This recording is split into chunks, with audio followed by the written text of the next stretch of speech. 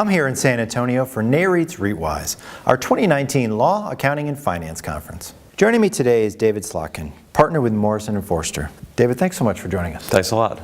Now here at REITwise, you're on a panel that was focused on corporate governance. What's the biggest hot button issue in this area for REITs and their shareholders?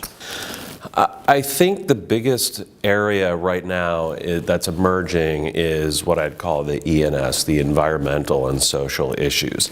I think there's a strong push among institutional investors as well as their base of shareholders and investors. So millennials, the world is becoming more socially aware, more environmentally conscious, and it's starting to become clear that companies will actually do better economically if they start addressing some of these issues. So I think that's really, while you asked about governance, E, S, and G all kind of go together at this point in time.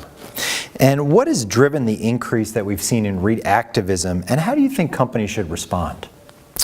Well, I think there's a number of things that have driven REIT activism, and it could depend on the different cases. Some are M&A oriented. I think there's now been, for the first time, a REIT-focused or real estate-focused activist investor with land and building technologies, so they've been quite active. But I think more broadly, REITs have been slower historically to adapt to governance advances and changes. And so I think that's driven more attention to the REIT space with activism over time. And lastly, can you talk a little bit about the importance of board diversity and how REITs compare to corporate America? So board diversity can mean a number of things. I think at its basest level, people think of it as originally gender diversity.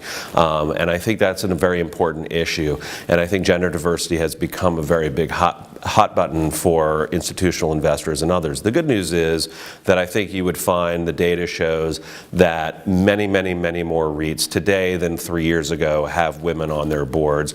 Some are starting to have more than one woman on their board. I think REITs are still maybe a little bit behind what I'd call the new economy companies, more millennial geared companies than real estate. But I think there's a lot of great progress going on. But then I think diversity is something more important than, or not more important, but equally important than the gender diversity is diversity of thought. So I think there's a lot of issues there that companies really don't always think about, as am I getting a diversity of ideas, a diversity of experience, a diversity of backgrounds. And then of course I think racial diversity, sexual preference diversity are going to become more important issues as time goes on. I think the most recent has been the gender diversity, but it's all going to come to the forefront as companies become a little more open to listening to their shareholder bases. David, thank you so much for joining us. Thanks for your time. For more information on this and other real estate news and analysis, be sure to visit NAREIT's website, REIT.com.